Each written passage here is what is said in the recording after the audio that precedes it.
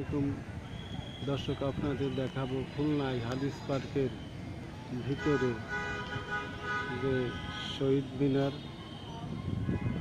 দেখেন, শহীদ মিনারের নিচেও খুব রং দিয়ে নকশা করে খুব কারুকার্য করেছে এবং শহীদ মিনার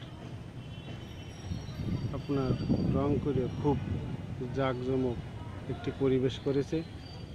ছাত্ররা সবসময় বিভিন্ন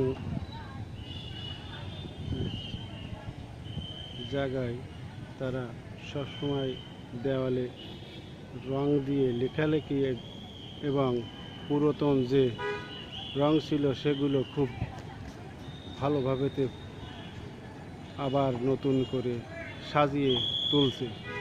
এ সাইডে খুব ফুল গাছ দেখতে ভারী মজা এবং পরিবেশ খুব শান্ত এই জায়গার পরিবেশ এখন, এবং পরিষ্কার পরিচ্ছন্নতা আগের তুলনায় অনেকটা বেশি। এবং দেখেন, বিভিন্ন লোকে ছবি তোলার জন্য ব্যস্ত আছে এবং এমনই একটা সুন্দর পরিবেশ। আপনি যদি এই জায়গায় না আসেন তা কখনো বুঝতে পারবেন না যে কত সুন্দর একটি পরিবেশ। দেখেন ছাত্ররা কত সুন্দরভাবে আপনার বাঁশি দিয়ে আপনারা যাতে সহজে চলাফেরা করতে পারেন, যাতে কোনো রাস্তায় কোনো যানজট না হয়, কোনো বিঘ্ন না হয়, ট্রাফিক যে আইনগুলো সে আইনগুলো তারা পালন করতেছে। কত সুন্দর ব্যবস্থা।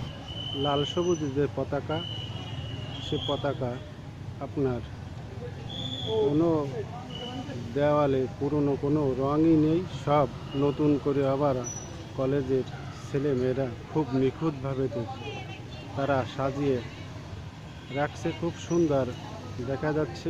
দেখেন, কলেজের ছেলেমেয়েরা এই জায়গায় আছে এবং তারা নিজেরাই এই লাল সবুজের পতাকা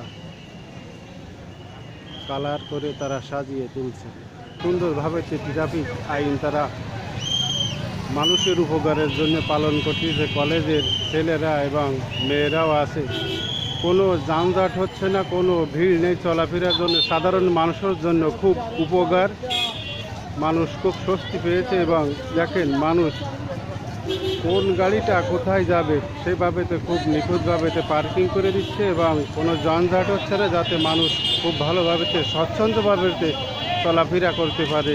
এজন্য এই ট্রাফিক কাজগুলো কলেজের ছেলেমেয়েরা খুব নিখুঁতভাবে আপনার দেখাশোনা করতেছে এবং সেজন্য সাধারণ মানুষের যা আসার জন্য খুব সহজ হয়েছে।